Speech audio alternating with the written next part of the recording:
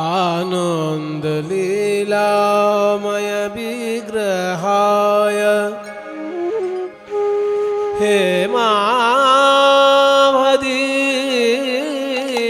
हेमावदीव्यच्छवि सुन्दराय तस्मै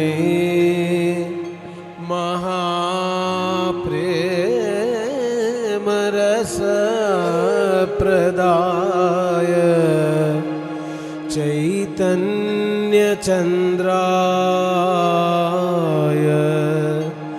नमो नमस्ते। नित्यानन्दमहं वन्दे कर्णेलम्बितकुण्डलं चैतन्याग्रजरूपेण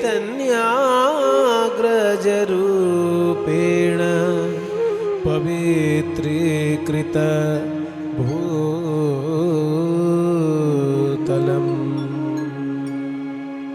जय निताई। उपस्थित सकल गौर गोविंद अनुरागी भक्तबृंद, निताई चाँदेर जुगल चरणे शरणापन्न भक्तबृंद, श्री गुरुपाद पद्मे आश्रित भक्तबृंद, सबार श्री चरणे आमार कोटि कोटि दंडवत प्रणाम। आज आमरा सकलेई समवेत हয়েছি অতি पवित्र एक महातीर्थे, प्रभु निताई चाँदेर जन्मस्थान। प्रभु नित्यानंद यदि ना आसतेन ताहले आमरा गौरांग महाप्रभुके गौरांग महाप्रभु रूपे पेताम ना। महाप्रभुर जे भावधारा सेटा जनसाधारणेर मध्य जिनी प्रचार प्रसार एवं प्रतिष्ठा करेছেন তিনি হলেন আমার দয়াল প্রভু নিতাই। কারণ সবাই শুনতে পাচ্ছেন তো আমার কথাগুলো? ঠিক আছে, নাকি আর একটু বাড়াতে হবে? ঠিক আছে, বেশ বেশ। প্রভু নিতাই চাঁদ আমাদেরকে কি দিলেন? আমাদেরকে সুন্দর একটি সমাজ ব্যবস্থা উপহার দিলেন, যে সমাজে উচ্চ নীচ ভেদাভেদ থাকবে না, যে সমাজে অর্থের অসম বন্টন থাকবে না, যে সমাজে মানুষ মানুষকে ভাই বলে বুকে টেনে নেবে, এমন একটি সুন্দর ভক্তিময় সমাজ প্রভু নিতাই চাঁদ আমাদেরকে উপহার দিয়ে গেল। কিন্তু আমরা সেটা ধরে রাখতে পারছি কি পারছি না সেটা পরে আলোচনার বিষয়। কিন্তু নিত্যানন্দ প্রভু আমাদের দিলেন কি সেটা যদি আমরা বিচার করতে বসি তাহলে দেখব পদকর্তা বলছেন, বড় অবতার ভাই বড় অবতার, পতিতেরে বিলাওল প্রেমের ভাণ্ডার। এটা প্রথম উপকার, যে পতিত জনসাধারণকে প্রেমের ভাণ্ডার উজাড় করে দিলেন। যে প্রেম গোলকে থাকে, ভূলোকের মানুষ তা ধরাছোঁয়ার বাইরে ভূলোকের মানুষের কাছে, সেই প্রেম অতি সাধারণ জনসাধারণের মধ্যে প্রভু নিতাই চাঁদ বিতরণ করলেন। আয়ে ভ্রাতরণে নাম কলি কলুষিণাম কিন্ন ভবিতা। যখন নিতাই চাঁদ বলছেন গৌর সুন্দরকে, অয়ে ভ্রাতরণে নাম, ওরে ভাই আমার, মানুষের কি গতি হবে? অয়ে ভাত মানে ওরে ভাই, নৃণাম নৃণাম মানে মানুষের, কলি কলুষিণাম, কলির কলুষযুক্ত যে মানুষ, কলির পাপযুক্ত যে মানুষ, সেই কলির পাপে পরিপূর্ণ যে মানুষ, সেই মানুষের গতি কি হবে? একটা সমাধান কর কিছু। গৌর সুন্দরকে বলছেন নিতাই চাঁদ, अये भ्रातर्णेनाम कलिकलुषिणांकिन्न भविता। এমন একটা কিছু প্রায়শ্চিত্ত তুই কল্পনা কর যে প্রায়শ্চিত্তে অনায়াসে তোর চরণ লাভ করতে পারে, অনায়াসে যেন তোর চরণ পায়। তুই হলি রাধা কৃষ্ণের মিলিত তনু গৌরাঙ্গ সুন্দর, তোর চরণ দুটি যেন অনায়াসে এই কলিযুগের মানুষ পায়, সেইটা একটা ব্যবস্থা কর। তো সেই ব্যবস্থাটা কি না, হরি সংকীর্তন। এই হরি সংকীর্তনের মধ্যে দিয়ে গৌরাঙ্গ মহাপ্রভুর চরণ পাওয়াটা সহজ করে দিলেন আমার প্রভু নিতাই চাঁদ। তাই নিত্যানন্দ প্রভু এসেছিলেন বলেই কীর্তনের এত সুন্দর একটা রূপ বাংলার বুকে প্রতিষ্ঠিত হয়েছে। বৈষ্ণব পদাবলী বলে একটা অমৃতময় সাহিত্য ভাণ্ডার তৈরি হয়েছে। তাহলে চিন্তা করুন, আগেকার দিনে কবিতা লিখত শুধু পণ্ডিতের দল, সাধারণ লোক কবিতা খুব একটা লিখত না। কিন্তু মহাপ্রভুর এই বৈষ্ণব আন্দোলনের ফলে অতি সাধারণ মানুষও বৈষ্ণব পদাবলী রচনা করছে, অতি সাধারণ মানুষও বড় বড় তালে গান গাইছে। আগেকার দিনে বড় তালে গান কারা গাইতো? রাজা জমিদাররা। কারণ রাজা জমিদারদের প্রচুর সময় আছে এবং রুচিবোধ আছে, সেই জন্য তারা বড় তালের গান গাইত। সাধারণ মানুষের তো অত সময় নেই বড় তাল বোঝার মতন, সেই জন্য তাদের বড় তাল গাইবার মতন কোনো রুচিই তৈরি হয় সাধারণ মানুষের। আমরা জানি যে বিলম্বিত তালে যখন রাগ রাগিনী গান গাওয়া হয় সেটা জমিদার বাবুদের। সিনেমায় দেখেন না, পুরনো পুরনো বাংলা সিনেমা, হিন্দি সিনেমা দেখবেন, জমিদার বাবু একেবারে বিরাট সুন্দর একটা বালিশে হেলান দিয়ে রূপোর গড়গড়ায় ঘড় ঘড় ঘড় ঘড় করে তামাক খাচ্ছে আর সামনে বাইজি নাচছে, ক্লাসিক্যাল গান বাজছে। তাহলে জমিদার বাবু ক্লাসিক্যাল গান আস্বাদন করবেন, এটাই আমাদের মানে চিরাচরিত প্রথা হয়ে আছে। চাষা ভুষো আবার ক্লাসিক্যাল কি আস্বাদন করবে? সারাদিন যে লাঙল নিয়ে মাঠে চাষ করবে তার ওই ক্লাসিক্যাল গান গাইবার মতন রুচি থাকবে না সময় থাকবে? জমিদার বাবুর রুচিও আছে আবার সময়ও আছে, অপুরন্ত সময় জমিদার বাবু। সেই জন্য সময়টাকে কাজে লাগাচ্ছেন, সুরুচিকে। তার ভেতরে যে একটা সুন্দর রুচি তৈরি হয়েছে সেটা রাগ রাগিনী দিয়ে, বিলম্বিত তাল দিয়ে, গান বাজনার মধ্যে দিয়ে রস আস্বাদন করছে জমিদার। সাধারণ লোকের তাতে কিছু যায় আসে না। কিন্তু বৈষ্ণব আন্দোলন কি করলো? সাধারণ মানুষের মধ্যে সেই বড় তালের রস নিয়ে চলে এলো। যে বড় তাল জমিদার বাবুর আস্বাদন করার কথা, কারণ তার সময় আছে এবং রুচি আছে, দুটোই থাকতে হবে। পয়সার ক্ষমতা আছে, সময়ও আছে, রুচিও আছে, নে বিলম্বিত রাগ রাগিনীর গান করে। কিন্তু চাষা মানুষ সে কি রাগ রাগিনীর গান করবে? সে তো ছোট ছোট তালে শুধু বাউল গান গাইবে। চাষা লোক যে, সে তো লোকসঙ্গীত গাইবে, সে ছোট ছোট তালে বাউল গান গাইবে। বিলম্বিত তালে তার সময়ও নেই আর রুচিও নেই। এই সময় এবং রুচি দুটোই থাকতো অভিজাত শ্রেণীর মধ্যে। ওই জন্য ক্লাসিক্যাল গান বাজনা অভিজাত শ্রেণীর গান বাজনা। কিন্তু কীর্তনে হয়ে গেল উল্টো ব্যাপার। সেই বিলম্বিত তালের গান, সেই রাগ রাগিনীকে আশ্রয় করা গান বৈষ্ণব পদাবলীর মধ্যে রূপ পেল, এবং সেটা গাইছে কে? চাষা। সারাদিন চাষ করে আসার পরেও কিন্তু তার রুচি তৈরি হয়েছে যে না, আমি শাস্ত্রীয় সঙ্গীত গাইছি। রাগ রাগিনীকে আশ্রয় করে বৈষ্ণব পদাবলী গাইছে। সেই জন্য বাংলার বুকে কীর্তন গানের মধ্যে বিলম্বিত তালের আবির্ভাব, যেটা জমিদার বাবুদের কুক্ষিগত ছিল, বড় বড় তালের এবং রাগ রাগিনী দিয়ে গান বাজনা, এটা জমিদারি ব্যাপার। চাষা ভূষণ কোনো সংস্পর্শেই আসার কথা নয় সেসব জিনিস। কিন্তু নিতাই গৌরের এই বৈষ্ণব আন্দোলন, প্রেমের আন্দোলন, সেই জমিদারি গান বাজনা একদম চাষা ভূষণ মধ্যে নিয়ে চলে এসেছে।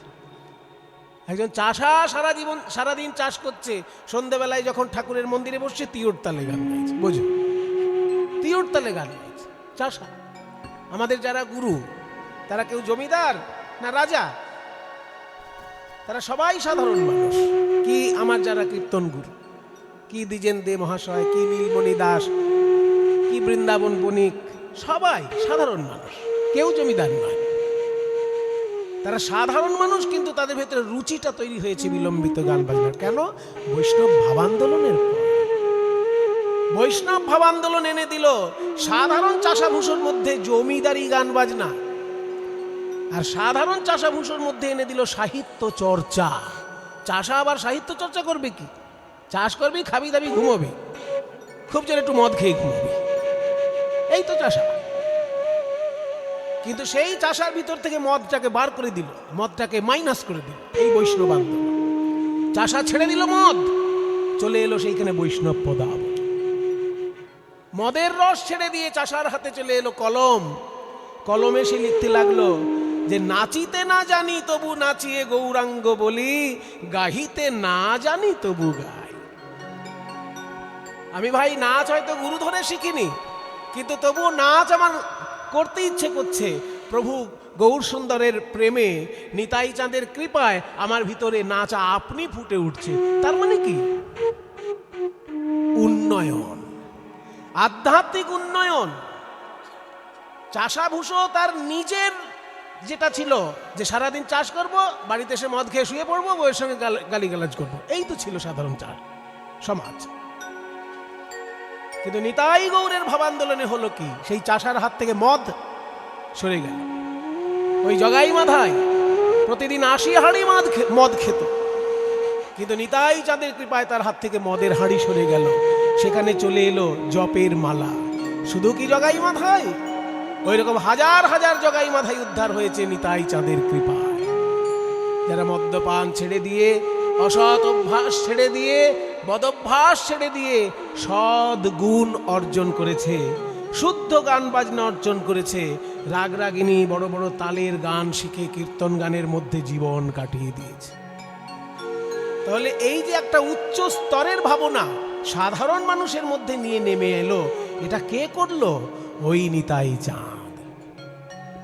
নিতাই চাঁদের জন্য সাধারণ মানুষ পেল সাহিত্য রস, সাধারণ মানুষ পেল উচ্চাঙ্গ সঙ্গীত, সাধারণ মানুষ পেল বৈষ্ণব দর্শনের প্রেম তত্ত্ব। যে বৈষ্ণব দর্শন তত্ত্ব আলোচনা, সেটাও সাধারণ মানুষের বিষয় নয়, কিন্তু নিতাই গৌরের জন্য সাধারণ মানুষের মধ্যেই সেটার প্রচার ঘটেছে।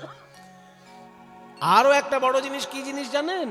নারী শিক্ষা এবং নারীর অগ্রগতি। এইটাও প্রভু নিতাই চাঁদের অবদান। অন্যান্য সমাজে নারীদেরকে পিছিয়ে রাখা হতো, কিন্তু বৈষ্ণব সমাজে নারীকে সম্মান দিয়ে আগে এগিয়ে আনা হয়েছে। নিতাই চাঁদের অবর্তমানে নিতাই চাঁদের স্ত্রী জাহ্নবা মা ভক্তদেরকে দীক্ষা দিয়ে দিয়ে বৈষ্ণব আন্দোলনটা একভাবে উজ্জ্বল করে রেখেছিলেন, কমতে দেননি উজ্জ্বলতা। নিতাই চাঁদ সশরীরে থাকতে বৈষ্ণব আন্দোলন যেমন ছিল, নিতাই চাঁদ অশরীরে থাকতেও জাহ্নবা মা একইভাবে সেই বৈষ্ণব আন্দোলনকে ধরে রেখেছেন। তার মানে কি? নারী জাতীয় যে কোনো অংশে কম নয়, সেটা এই বৈষ্ণব ভাব আন্দোলনের দ্বারা সারা বাংলার ঘরে ঘরে পৌঁছে গিয়েছে। রবীন্দ্রনাথের পরিবার, তাদের মেয়েরা যখন পড়াশোনা শিখতো, কাদের কাছে শিখতো? ইংরেজদের কাছে শিখতো না, বৈষ্ণবিনীদের কাছে শিখতো, গোসাই মাদের কাছে শিখত। গোসাই মারা তখন এত উচ্চশিক্ষিত ছিলেন যে তারা রবীন্দ্রনাথের পরিবারে এসে মেয়েদেরকে শিক্ষা দান করত। তাহলে বৈষ্ণব মায়েরাও যে পড়াশোনায় অনেকটা এগিয়ে গিয়েছিলেন, তার জন্য এই নিতাই চাঁদের বৈষ্ণব ভাবান্দোলনই দায়ী। তাই প্রেমের ঠাকুর নিতাই চাঁদ আমাদেরকে কি দিলেন? আমরা অসভ্য ছিলাম, আমাদেরকে সভ্য সঙ্গীত দান করলেন, আমাদেরকে সভ্য সাহিত্য দান করলেন, আমাদের অভদ্র থেকে ভদ্র সাহিত্য দান করলেন, এবং তাছাড়াও আমাদের মানুষ থেকে দেবতা হবার পথে এগিয়ে নিয়ে গেলেন। এক একজন বৈষ্ণব দেবতার মতন পবিত্র, দেবতার মতন পবিত্র তাদের জীবনচর্যা কি করে হলো? ওই প্রভু নিতাই চাঁদের আদর্শ অনুসরণ করে। তাই নিতাই চাঁদ আমাদেরকে দিয়েছেন মানুষ হবার মন্ত্র, মানুষ থেকে দেবতা হবার সুযোগ। এই সমস্ত কিছু বৈষ্ণব ভাবে আমাদেরকে এগিয়ে নিয়ে গেছেন নিতাই চাঁদ।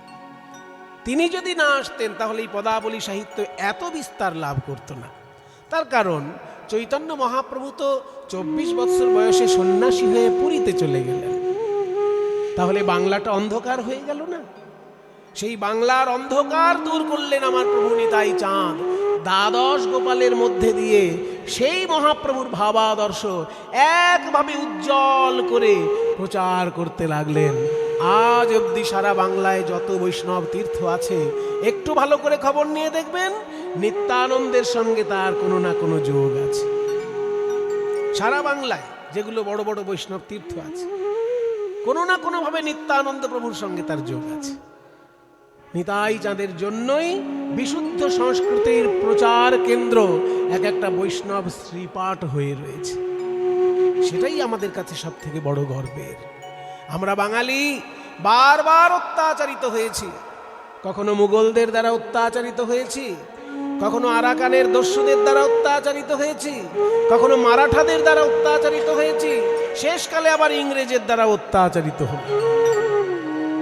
অত্যাচারে জর্জরিত এই বাঙালি বেঁচে থাকার একমাত্র পথ ছিল এই বৈষ্ণব ভাব আন্দোলন। তাদের ভাবের দিক দিয়ে এতখানি তারা ভিতরে ভিতরে শক্তি অর্জন করেছিল যে বিধর্মী আর বিদেশিদের অত্যাচার আমাদেরকে অবদমিত করতে পারেনি। ওরা যত অত্যাচার করেছে তত এদিকে রসের প্রকাশ ঘটেছে। বিদেশিদের আর বিধর্মীদের অত্যাচারে বাঙালির হৃদয় শুকিয়ে যায়নি। নিতাই আর গৌর সুন্দরের কৃপায় বাঙালির হৃদয় ক্রমশ রসে রসায়িত হয়েছে। বাইরে থেকে বিধর্মী আর বিদেশির অত্যাচার, আর হৃদয়ের ভেতরে রয়েছে তাদের রসের লীলা। যখন পূর্বরাগ শুনছে, যখন মাথুর গান শুনছে, যখন মান ভঞ্জন শুনছে, যখন স্মরগরল খণ্ডনং মম শিরসি মণ্ডনং দেহি পদপল্লবম উদারম শুনছে, একটা বাঙালি তখন ভুলে যাচ্ছে যে বিধর্মী আমায় কিভাবে অত্যাচার করছে, বিদেশি আমায় কিভাবে অত্যাচার করছে। বিধর্মী আর বিদেশির অত্যাচার ভুলে থাকছে মানুষ এই অমৃত পদাবলী রস আস্বাদন করতে। এটাই হচ্ছে নিতাই গৌরের সব থেকে বড় অবদান বাংলার বুকে। বাইরে থেকে তারা অত্যাচার করেছে, আমাদের মন্দির ভেঙে ভেঙে মসজিদ বানিয়েছে। বাংলায় প্রচুর মন্দির ভেঙে প্রচুর মসজিদ বানানো হয়েছে। এখন ঐতিহাসিক গবেষণা সেগুলো খুঁড়ে খুঁড়ে বার করছে যে কোথায় কোথায় মন্দির ভেঙে মসজিদ হয়েছে। কিন্তু সাধারণ মানুষ তার জন্য বিপথগামী হয়নি। সাধারণ মানুষ তার জন্য বিপথগামী হয়নি। ওই বিধর্মী আর বিদেশিরা যত অত্যাচার করেছে বাইরে করতে পেরেছে, তারা মন্দির ভাঙতে পেরেছে, কিন্তু বাঙালির হৃদয় ভাঙতে পারেনি। কারণ বাঙালির হৃদয়ে নিতাই গৌরের প্রেম আন্দোলন বিরাজ করেছে। তাই বাইরের অত্যাচার তারা মুখ বুজে সহ্য করেছে, ভিতরের রসে রসায়িত হয়ে। পূর্বরাগের পদ, মাথুরের পদ, অভিসারের পদ, এই পদাবলী সাহিত্য তাদেরকে বাঁচিয়ে রেখেছে। সংস্কৃতি জগতে আমরা ধন্য হয়ে আছি নিতাই গৌরের কৃপায়। আজকে আমি একটা পদ যে শুরু করেছি, এই পদটি হচ্ছে অতি অপূর্ব একটি বৈষ্ণব পদ। বলছে, দামিনী দাম ও দমন রুচি দর্শনে দূরে গিয়ে দরপকি দাপ। বিষ্ণুপ্রিয়া দেবীর সঙ্গে এক নদিয়ার নাগরীর ঝগড়া বেঁধে গেছে। কাঞ্চনা আর বিষ্ণুপ্রিয়ার মধ্যে ঝগড়া বেঁধে গেছে। বিষ্ণুপ্রিয়া বলছে, আমার গৌরাঙ্গের রূপের কোনো তুলনা হয় না। আর কাঞ্চনা বলছে, রাখ রাখ, কত রূপ এলো আর গেল, আর ওনার গৌরাঙ্গের নাকি রূপের তুলনা হয় না। আমরা নবদ্বীপে বাস করি। এই নবদ্বীপটা কিসের জন্য বিখ্যাত? সাধারণ লোক মনে করে নবদ্বীপ দইয়ের জন্য বিখ্যাত, নবদ্বীপে ভালো দই পাওয়া যায়। আরে বাবা, তা নয়। চৈতন্যদেবের যুগে নবদ্বীপটা বিখ্যাত ছিল পড়াশোনার জন্য। এখন যেমন পশ্চিমবঙ্গের লোক পড়াশোনা করার জন্য কলকাতায় ছুটে আসে, পূর্ববঙ্গের লোক পড়াশোনা করার জন্য ঢাকায় ছুটে আসে, তখনকার দিনে গোটা বাংলার লোক পড়াশোনা করার জন্য নবদ্বীপে ছুটে আসতো। তাই নবদ্বীপে যেহেতু সকলে পড়াশোনা করার জন্য ছুটে আসতো, কত জমিদারের পুত্র আসতো, কত রাজপুত্র আসতো।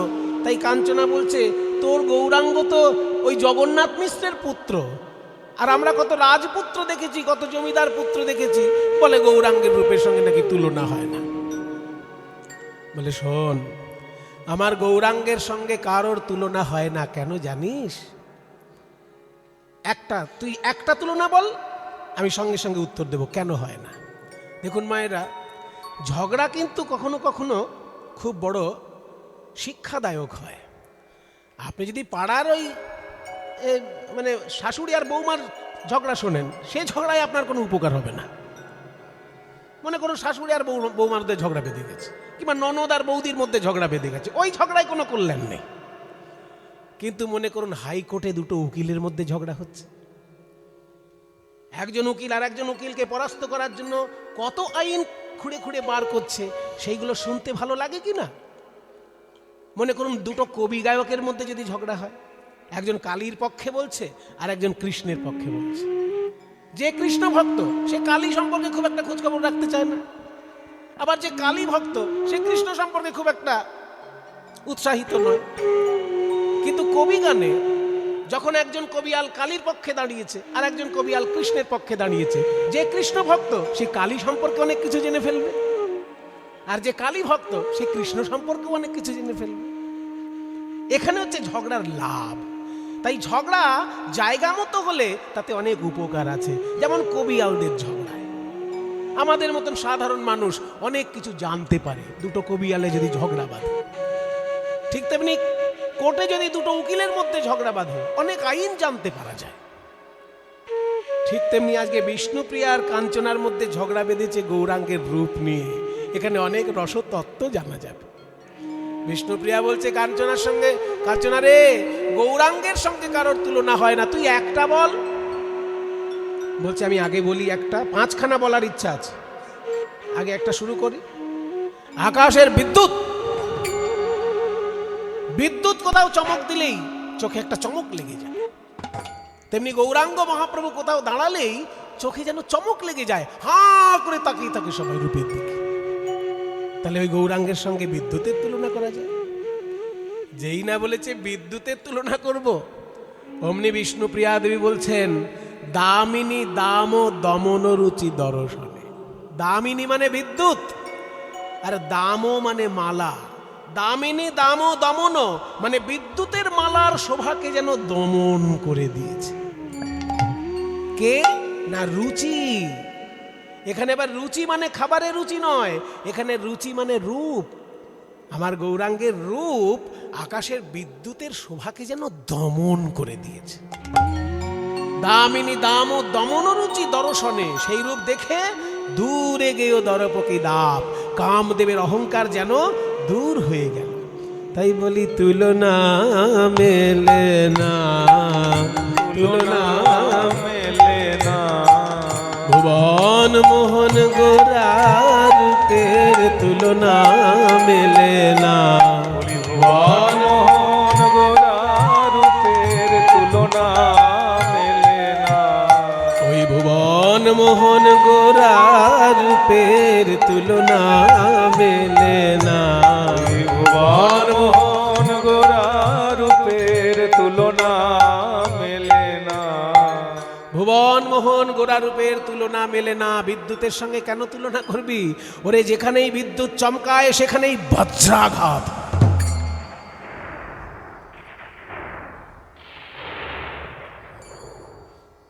যেখানেই বিদ্যুৎ চমকাবে সেইখানে বজ্রাঘাত হবে। কিন্তু আমার গৌর যদি কোথাও চমক দেয় সেখানে বজ্রাঘাতের কোনো সম্ভাবনা আছে কি? বরং রাধারমণ চরণ দাস দেবের জীবনে প্রমাণিত হয়েছে, বজ্রাহত ব্যক্তিও যদি গৌর সুন্দরের কৃপা পায়, বজ্রাঘাতের যে ভয়ঙ্কর প্রভাব তার থেকে মুক্ত হয়ে সে নতুন জীবন লাভ করে। তাই আকাশের বিদ্যুতের সঙ্গে তুলনা করিস না।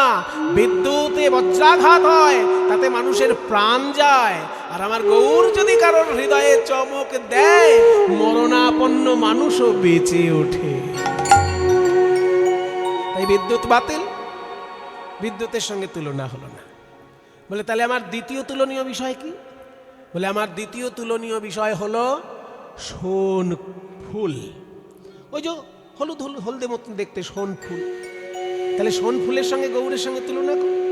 যেই বলেছে সোন ফুলের সঙ্গে তুলনা করব, বিষ্ণুপ্রিয়া বলে কাঞ্চনারে তাও মেলে না।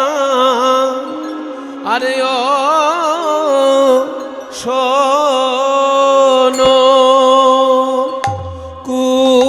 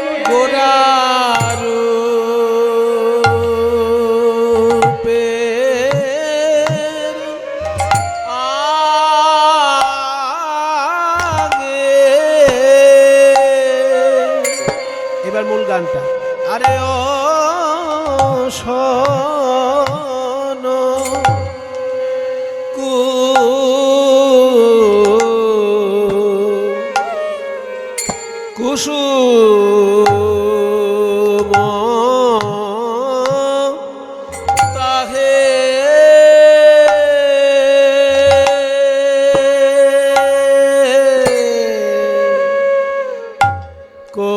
কোন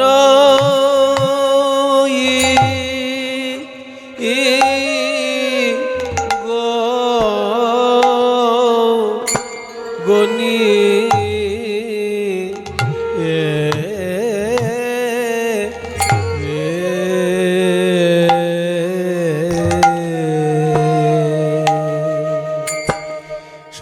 কুসুম তাহে কোনই গনিয়ে রে, মানে সোন ফুল কে আর তুলনা করতে যাবে? মানে এমন বোকা কে আছে যে গৌরাঙ্গের সঙ্গে সোন ফুলের তুলনা করবে?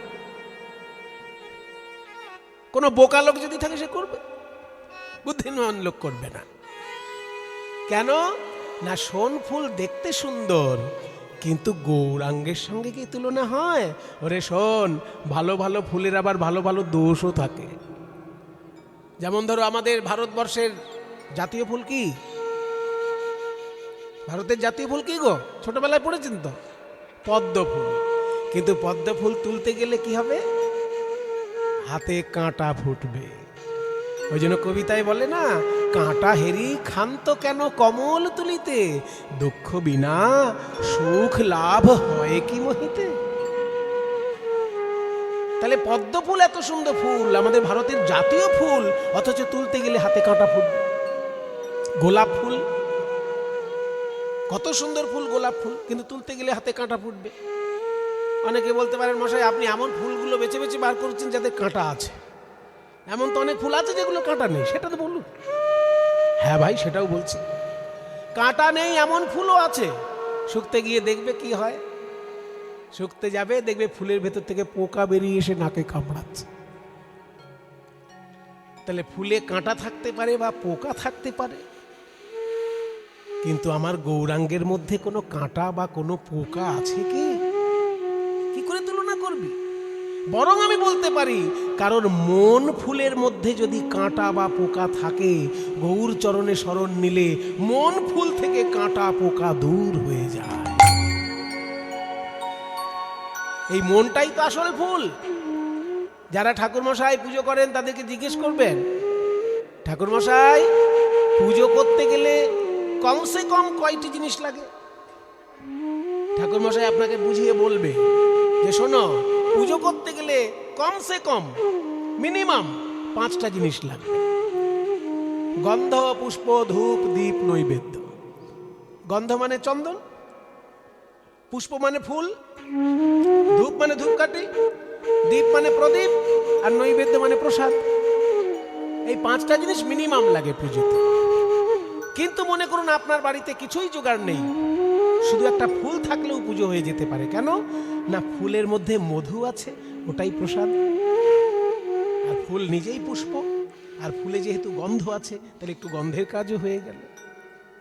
তাহলে গন্ধ, পুষ্প আর নৈবেদ্য 3টে ফুলের মধ্যেই পাওয়া যাচ্ছে। কিন্তু মনে করুন 3 দিন ধরে ট্রেনে যাচ্ছেন কোথাও, হাতে ফুল নেই, হঠাৎ পুজো করার ইচ্ছা হলো ঠাকুরকে, তখন কি করবেন? তখন শাস্ত্র বলছে হাতের কাছে যদি ফুল না থাকে তাহলে চিত্তং প্রকল্পয়েত পুষ্পম প্রাণাহা ধূপং প্রকল্পয়েত। তোমার চিত্তটাকে ফুল মনে করবে, প্রাণটাকে ধূপকাঠি মনে করবে, চিত্তটাই তখন ফুল। যদি ফুল না থাকে হাতের কাছে, নিজের চিত্তটাকে ফুল মনে করে তোমার আরাধ্য দেবতার চরণ চিন্তা করবে, তাহলেই পুজো হয়ে যাবে।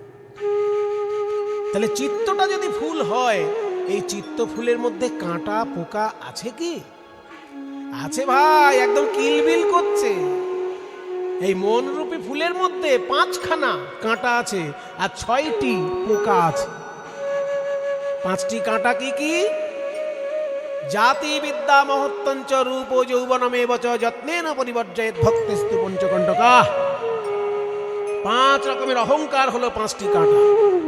প্রথম জাতির অহংকার, দ্বিতীয় বিদ্যার অহংকার, তৃতীয় মহত্বের অহংকার, চতুর্থ রূপের অহংকার, পঞ্চম যৌবনের অহংকার।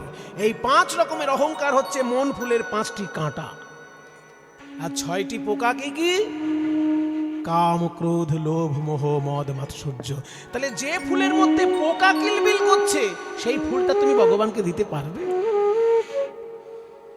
ওই জন্য কৃষ্ণলীলা শোনার আগে গৌর চন্দ্রিকা, হা গৌর প্রাণ গৌর বলে যদি কেউ কাঁদতে পারে, তাহলে তার মন ফুল থেকে 5টা কাঁটা আর 6টি পোকা দূর হয়ে যায়। এই পরিষ্কার পরিচ্ছন্ন মনটা তখন গোবিন্দ চরণে দেওয়া যায়। ওই জন্য ফুলের সঙ্গে মনে গৌরাঙ্গের তুলনা করতে যাস না, কারণ ফুলে কাঁটা থাকে, পোকা থাকে, কিন্তু গৌর সুন্দরে কাঁটা পোকা তো নাই, বরং মন ফুলে কাঁটা পোকা থাকলে হা গৌর বলে কাঁদলে পরে সেই কাঁটা আর পোকা দূর হয়ে যায়। তাই ফুলও বাতিল। 5খানা তুলনা করব ভেবেছিলাম, 2টোই বাতিল হয়ে গেল। বলে তাহলে তৃতীয় তুলনা কি? বলে আমার তৃতীয় তুলনীয় বিষয় হলো প্রভাতের সূর্য। সূর্য কি সুন্দর আলো দেয়, তেমনি আমার গৌরাঙ্গ যেন নবদ্বীপের সৌভাগ্যাকাশে উদিত হয়ে জগৎকে জ্ঞানের আলো দিয়েছে। তাহলে গৌরাঙ্গ দিয়েছে জ্ঞানের আলো, আর আকাশে সূর্য দিচ্ছে সাধারণ আলো। সূর্যের সঙ্গে তুলনা করে দেওয়া যায় গৌরাঙ্গের? যেই বলেছে সূর্যের সঙ্গে তুলনা করব, অমনি বিষ্ণুপ্রিয়া দেবী বলে তাও মেলে না। প্রাতর অরুণ সন্তাপ, প্রাতর মানে সকালে, অরুণ মানে সূর্য, সন্তাপ মানে তাপ। প্রাতর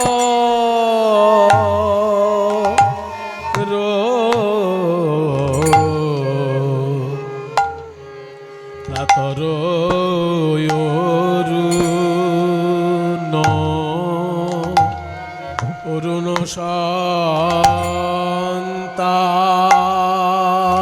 সন্তাপ তাপরে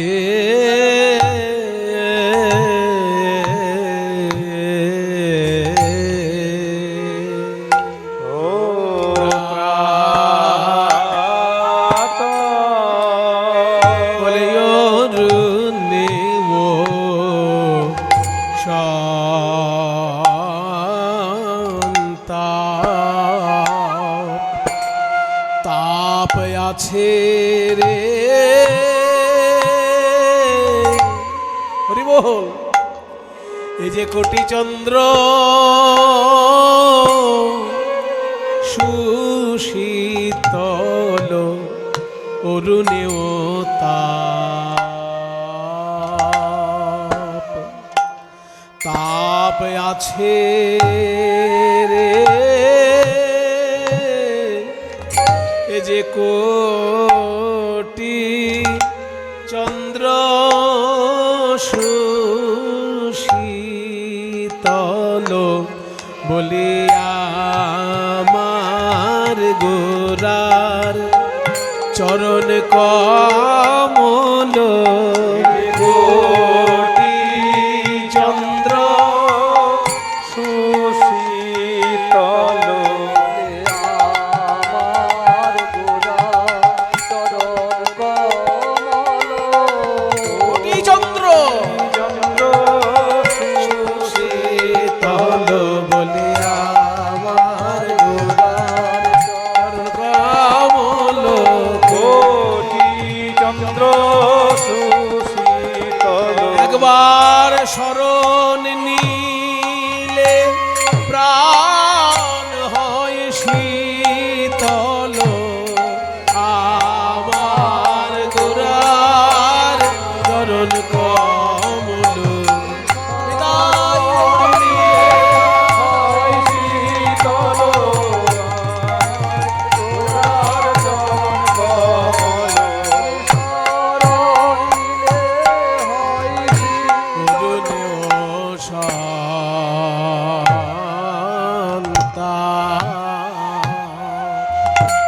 তাপ আছে রে।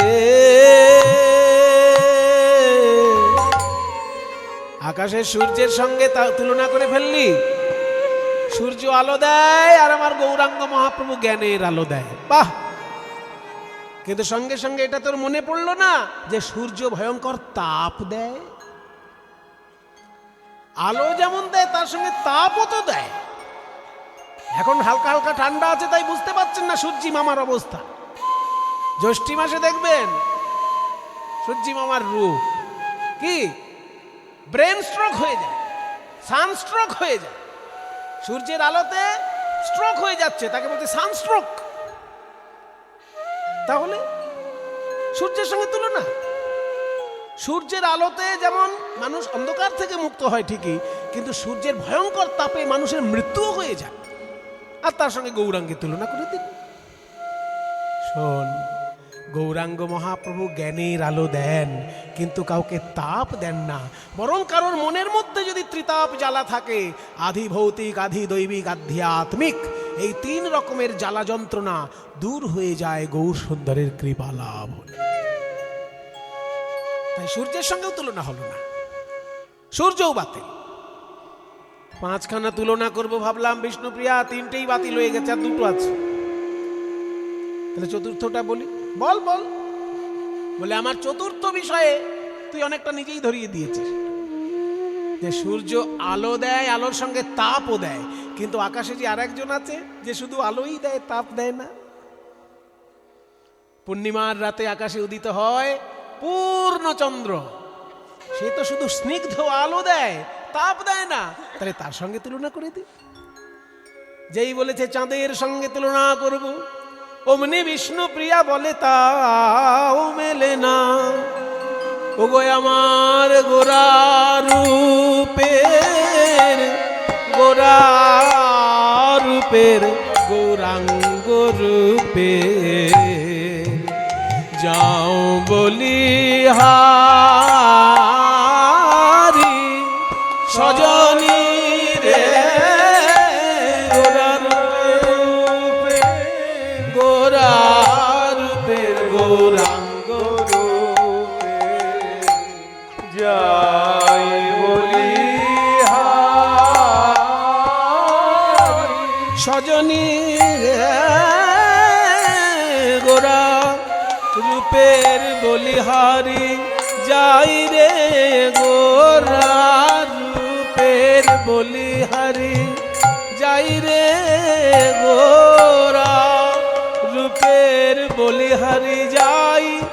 বর্ণনা হয় না বলিহারি যাই রে, বর্ণনা হয় না বলিহারি যাই রে, বর্ণনা হয় না বলিহারি যাই রে, বর্ণনা হয় না। আমার গোরা রূপের বর্ণনা হয় না, গোরা রূপের বর্ণনা হয় না।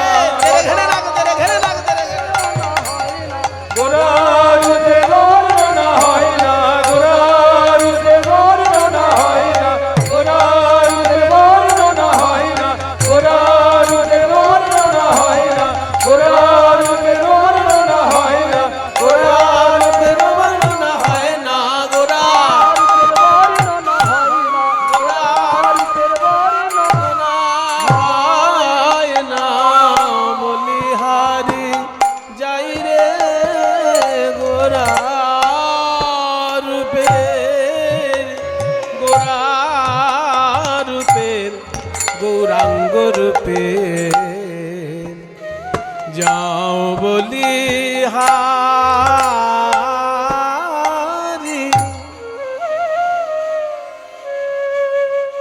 বলিহারি মানে বলিহারি, বলিহারি, বলিহারি। ওই রূপের কথা যত বলি তত হারি, বারে বারে বলি আর বারে বারে হারি। বারে বারে হারি তবু লজ্জা নেই, কারণ বলতে এত ভালো লাগে যে হারলেও মজা। ওই যে ক্রিকেট খেলতে যারা যায় না, যারা জেতে তারা টাকা পায়, আবার যারা হারে তারাও টাকা পায়। তাহলে হারলেও টাকা পাওয়া যাচ্ছে, কি মজার খেলা চিন্তা করুন। ক্রিকেট খেলা আছে না, যারা জেতে একটু বেশি পায় আর যারা হারে একটু কম পায়, কিন্তু পায় তো। ঠিক তেমনি গৌরাঙ্গ রূপের কথা বলতে গিয়ে যদি হেরেও যাই আমার কোনো লজ্জা নেই, কেন আনন্দ পেলাম যে। ওই জন্য বলছি বারে বারে বলি আর বারে বারে হারি, তবু বলতে ছাড়ি না, এত আনন্দ। গোরা রূপের যাও বলি হারি। কেন চাঁদের সঙ্গে তুলনা হলো না কেন সেটা বল। বলছি তো, হেরি সুধা করো মুরছি চরণ তলে পড়ু। ওই গৌরাঙ্গের দিকে তাকিয়ে আকাশের চাঁদ অজ্ঞান হয়ে পড়ল। আকাশের চাঁদ মনে মনে ভাবছে যে সবাই বলে গৌর চাঁদ, গৌর চাঁদ, গৌর কি এমন চাঁদ রে বাবা, আমার থেকেও সুন্দর, এবার গিয়ে দেখে আসি। এই ভেবে আকাশের চাঁদ যখন গৌর চাঁদকে দেখতে এসেছে, কি দেখলো? আকাশের চাঁদ দেখছে যে আমার থেকে সুন্দর কি, আমি তো কলঙ্কিত চাঁদ, আর গৌরাঙ্গ তো নিষ্কলঙ্ক চাঁদ। নিষ্কলঙ্ক পূর্ণ চাঁদ উদয় নদিয়াপুরে, দূর করে মনেরও আধার।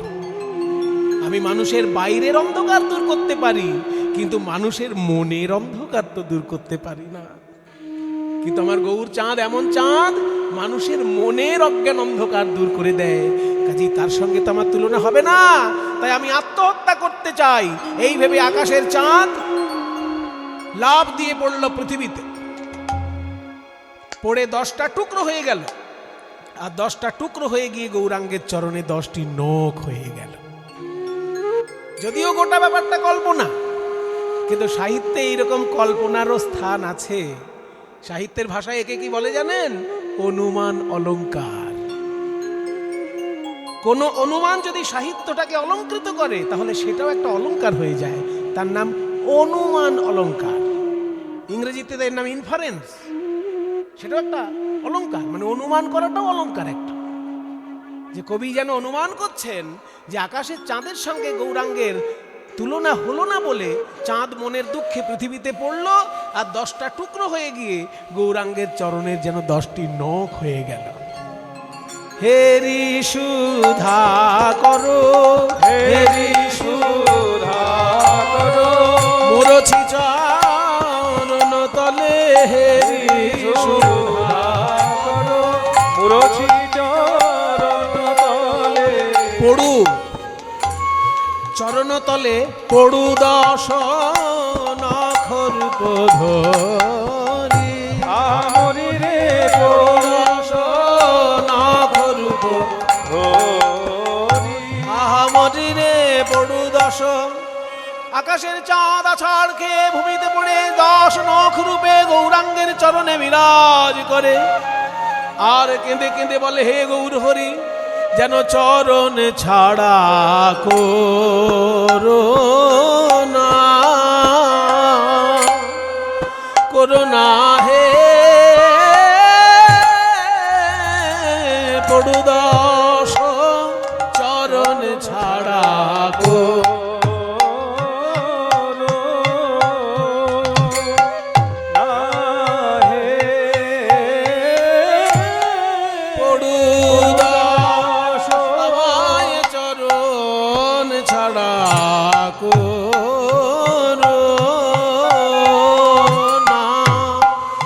করে যদি শরণ দিলে চরণ ছাড়া করোনা, কৃপা করে যদি শরণ দিলে মহাপ্রভু তোমার শ্রী চরণে, কৃপা করে যদি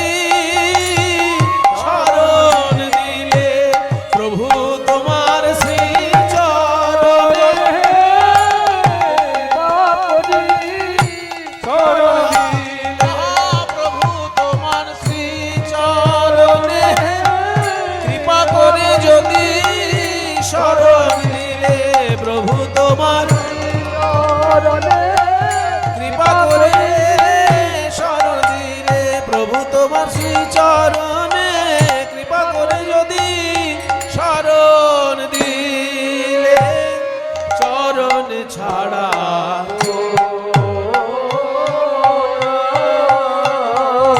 চরণ ছাড়া করো না হে পড়ু দাস না করব ধরি।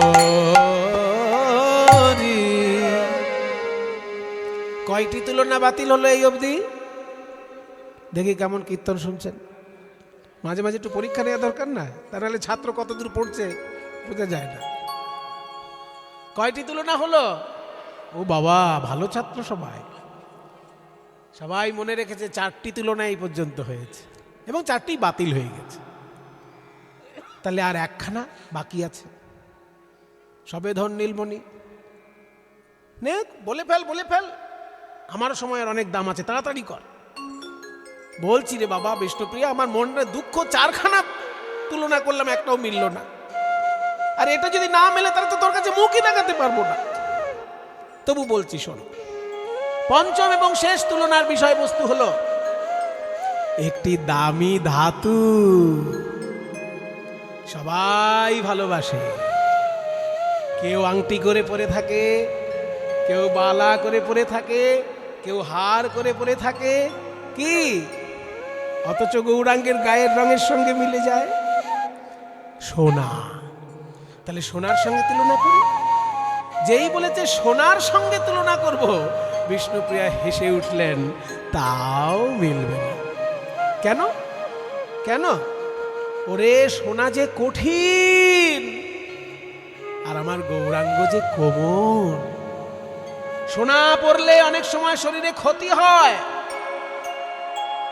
এই যে কানের দুল আপনারা পরেন, বেশি ভারী কানের দুল হলে কি হবে? কানের পাতাটা কেটে যায় না ভারী ভারী কানের দুল হলে? তাহলে সোনার জন্য অনেক সময় কানের পাতা কেটে যায়, তবুও লোকে সোনা পরে। কিন্তু আমার গৌরাঙ্গকে যদি কেউ হৃদয়ে ধারণ করে, কারণ হৃদয়টা কি কেটে যায়?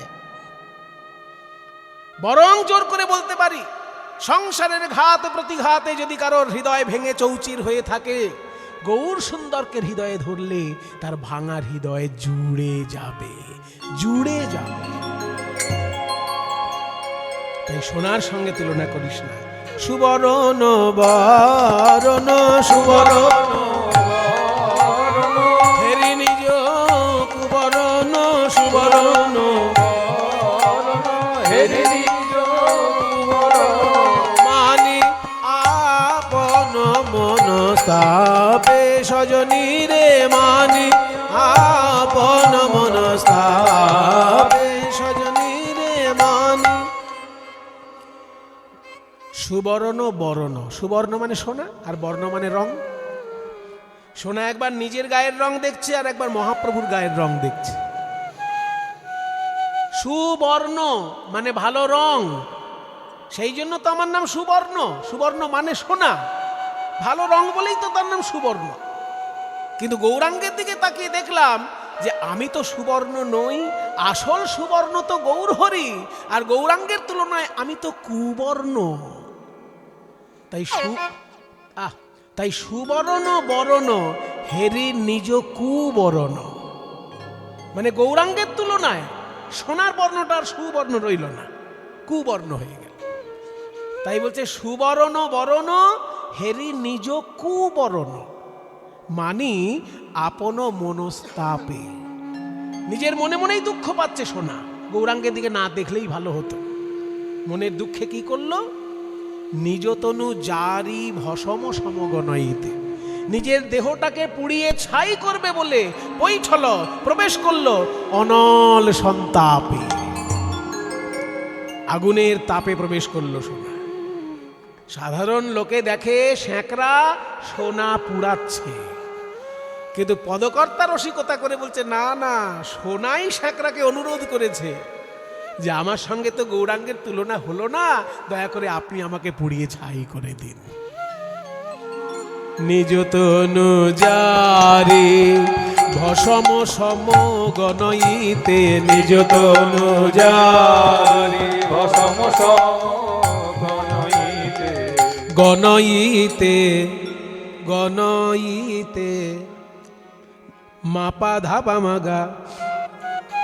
হ্যাঁ, নিজতনু জারি মানে নিজের দেহটাকে পুড়িয়ে, জারি মানে পুড়িয়ে, এখানে 29 জয়াকার রয় হস্যি নয়, বর্গের জয়াকার রয় হস্যি। জারি মানে জারণ ঘটিয়ে, নিজতনু জারি ভসম সম গণইতে নিজ তনু জারি ভসম সম গণইতে কৈঠল অনল সন্তাপে।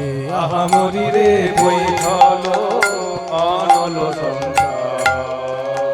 আহামরি রে পৈঠল সোনা বলে, আমার মুখ কেউ দেখো, আমার মুখ কেউ দেখো না গো পৈঠল, আমার মুখ কেউ দেখো।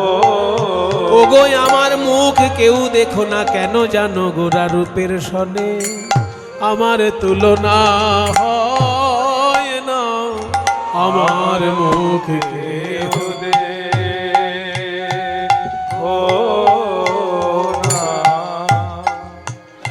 রূপের সনে আমার তুলনা হয় না।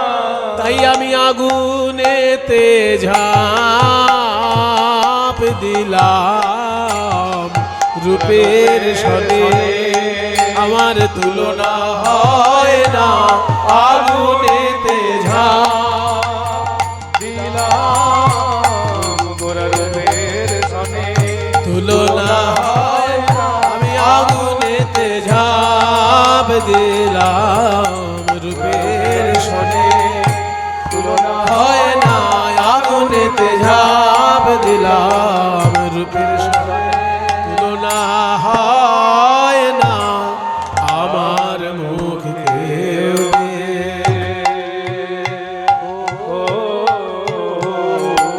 কেউ দেখো না গো পৈঠল অনল সন্তাপ। তাহলে কি হলো? 5টা তুলনা, 5টাই বাতিল, কোনোটাই মিলল না। কাঞ্চনা বলছে, দেখ বিষ্ণুপ্রিয়া, 5খানা তুলনা যখন মেলেনি, 500 তুলনা টেনে আনলেও মিলবে না। কিন্তু আমাকে আজকে বলতে হবে কেন গৌরাঙ্গ রূপের সঙ্গে কোনো কিছুর তুলনা হচ্ছে না। যে কটা বড় বড় উদাহরণ আমি নিয়ে আসছি সব বাতিল হয়ে যাচ্ছে, কারণটা কি? বলে, শোন, তুই যেসব উদাহরণ দেখাচ্ছিস গৌরাঙ্গের সঙ্গে তুলনা করতে গিয়ে, সেগুলো সব প্রকৃতির সৃষ্টি, প্রাকৃতিক বস্তু, তার মানে মায়ার সৃষ্টি। আর গৌরাঙ্গ রূপ তো অপ্রাকৃত রে, বিধাতা তৈরি করেছে যে সব জিনিস, তার সঙ্গে কি গৌরাঙ্গের তুলনা হয়? গৌরাঙ্গকে তো বিধাতা তৈরি করেনি।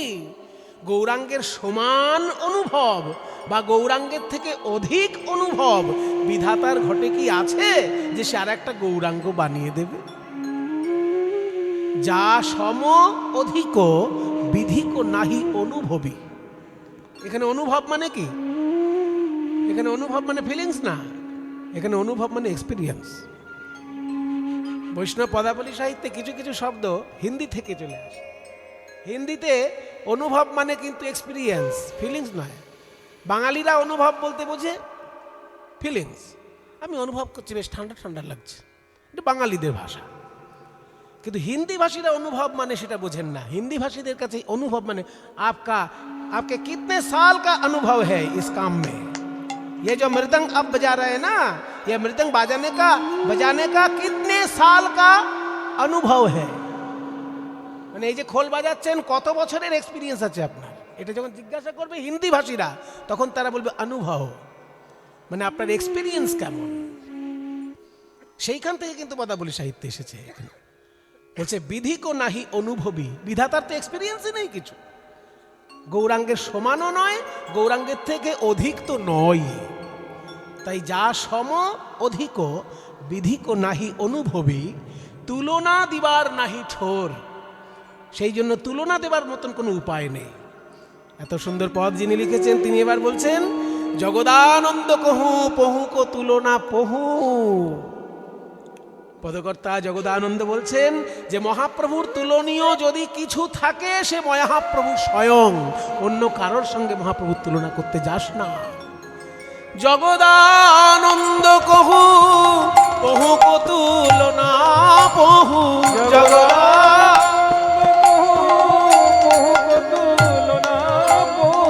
নিরূপম গৌর কিশোর, নিরূপম নিরূপম নিরূপম নিরূপম নিরূপম নিরূপম নিরূপম গৌর কিশোর, আহামরি রে নিরূপম। নানা ভুবনে তুলনা,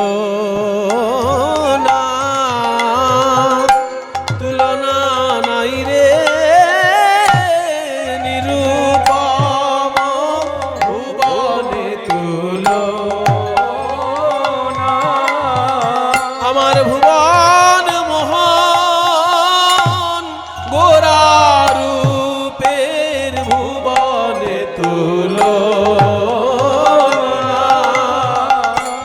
আমার ভুবন মোহন গোরা রূপে বলো কি সেবা তুলনা দিব গো, ভুবন মোহন গোরা বলো বলো কি সেবা তুলনা দিব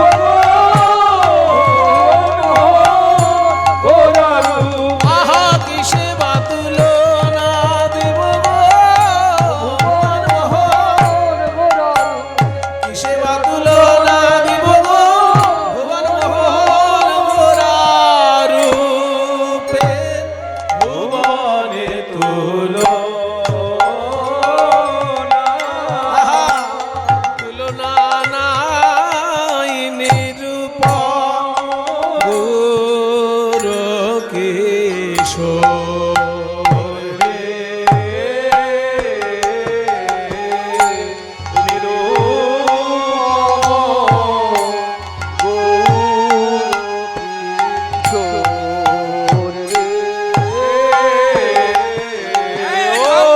ঝম ঝম যা যাচ্ছিনি তাকে চম চম চম চম যা যাচ্ছিনি তাকে গুরু গুরু ঝিনি ঝা গুরু গুরু ঝিনি ঝা গুরু গুরু ঝিনি ঝা তেরে তেরে খেলে তাকে তেরে খেলে দাঘি তেরে তেরে খেলে তাকে তেরে খেলে দাঘে নাগে ঝা দাঘে নাগে ঝা দাঘে নাগে ঝা দাঘে নাগে ঝা দাঘে নাগে ঝা ঝম ঝম ঝম ঝম যা যাচ্ছিনি তাকে চম চম চম চম চা চা চিনি তাকেটা গুরু গুরু ঝিনি ঝা গুরু গুরু ঝিনি ঝা গুরু গুরু ঝিনি ঝা তেরে তেরে কেটে তাকে তেরে কেটে দাঘি তেরে তেরে কেটে তাকে তেরে কেটে দাঘি তেরে কেটে ঝা দাঘি তেরে কেটে ঝা দাঘি তেরে কেটে দাঘি তেরে কেটে ঝা দাঘি তেরে কেটে ঝা দাঘি তেরে কেটে দাঘি তেরে কেটে ঝা দাঘি তেরে কেটে ঝা দাঘি তেরে কেটে ঝম ঝম ঝম ঝম যা যা ঝিনি তাকে চম চম চম চম যা যা চিনি তাকে গুরু গুরু ঝিনি ঝা তেরে কেটে তাকে তেরে কেটে দাঘি তেরে তেরে কেটে তাকে তেরে তেরে কেটে ধা দাঘি তেরে কেটে ধা দাঘি তেরে দাঘি তেরে কেটে ধা দাঘি তেরে কেটে ধা দাঘি তেরে কেটে দাঘি ধা দাঘি তেরে কেটে ধা দাঘি তেরে কেটে আই গৌর হরি বল, হরি বল।